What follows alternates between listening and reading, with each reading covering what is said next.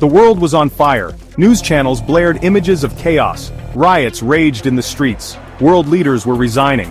High-profile figures vanished without a trace. Something sinister was happening, and the world was holding its breath. I could feel it too. The tension was palpable. A darkness was spreading, a silent terror that gripped the hearts of millions. The world was teetering on the brink, and I, Revenant, was caught right in the middle of it. This time, it was personal. This time, it was bigger than me. The fate of the world rested on my shoulders, and I wouldn't let it fall.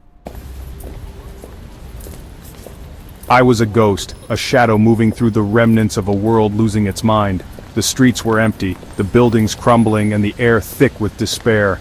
Every step I took echoed through the hollow shells of what once were bustling cities. I had become a phantom, slipping through the cracks of a society that had forgotten its own humanity. They called me Revenant, the one who came back.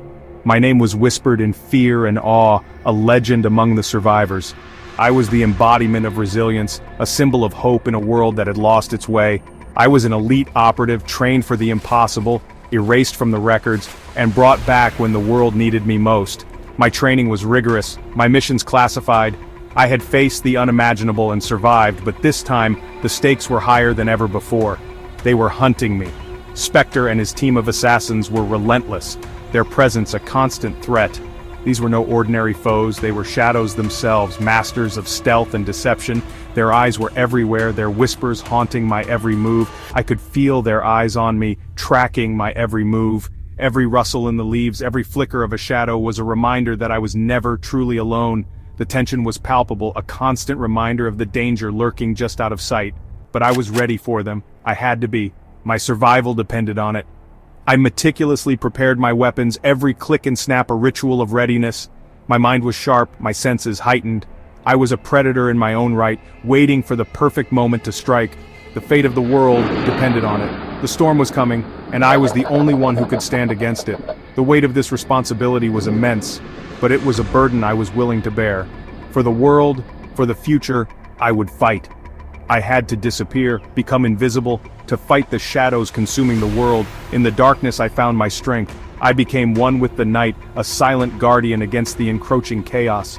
The battle was far from over, but I was ready to face whatever came next.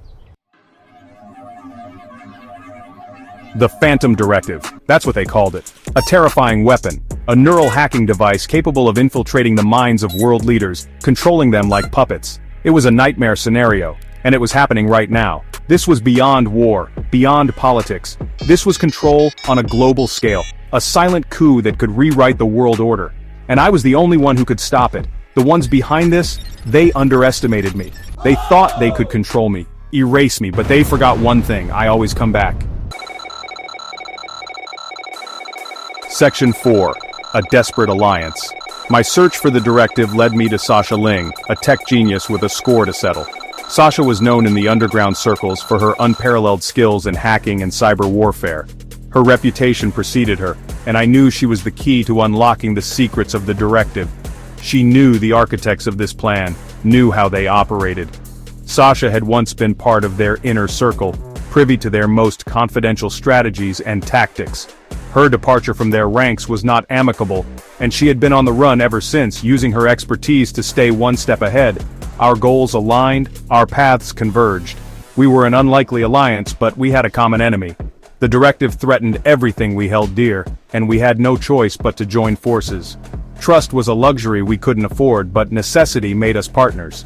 Time was running out. The access codes to the directive were scattered across 3 secure locations. Each location was heavily guarded, protected by layers of digital and physical security. We had to devise a plan to infiltrate these fortresses, retrieve the codes, and piece together the puzzle before it was too late. We had to get to them before it was too late, before the world as we knew it vanished into the abyss. The stakes were higher than ever, and failure was not an option. Every second counted, and every move we made had to be precise and calculated. Sasha was my only hope. Her skills, her knowledge were invaluable. She could hack into systems that others deemed impenetrable, decode encrypted messages, and navigate the dark web with ease. Without her, the mission would be doomed from the start. Together, we would fight our way back from the brink. We would use every resource at our disposal, every ounce of our determination to stop the directive and save the world from impending chaos. Our alliance was desperate, but it was our only chance. Section 5. Racing against time. Our first target. An underwater facility hidden beneath the Arctic ice. The second. A high-security vault in the heart of Tokyo. Each location a fortress. Each challenge pushing us to our limits. But we couldn't afford to fail. The clock was ticking. Every second counted. We fought our way through armies of guards, navigated deadly traps, and faced impossible odds. But we kept moving, driven by the knowledge that the fate of the world rested on our shoulders. The world was counting on us, and we wouldn't let them down. Section 6. Arctic Showdown. The Arctic. A frozen wasteland. A place where the cold bites deeper than any blade, and the silence is as vast as the endless snow. Here, survival is a daily battle, and the elements are unforgiving. The final showdown. The truth waited beneath the ice, buried deep within a clandestine facility. This was no ordinary place. It was a fortress of secrets, a labyrinth of ice and steel where the past and future collided. The directive was here, and so was Spectre. He had been my shadow, my hunter. Every step I took, he was there, a relentless force driven by a mission only he understood. His presence was a constant reminder of the stakes. But now, the truth was revealed. Spectre was my former mentor, a ghost from my past, consumed by the very darkness he swore to fight. Our confrontation was inevitable, a clash of ideals and destinies in the heart of the frozen wilderness.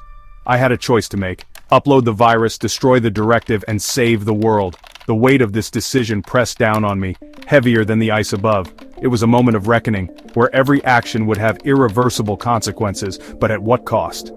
The lines blurred, the boundaries between right and wrong fading in the frozen air.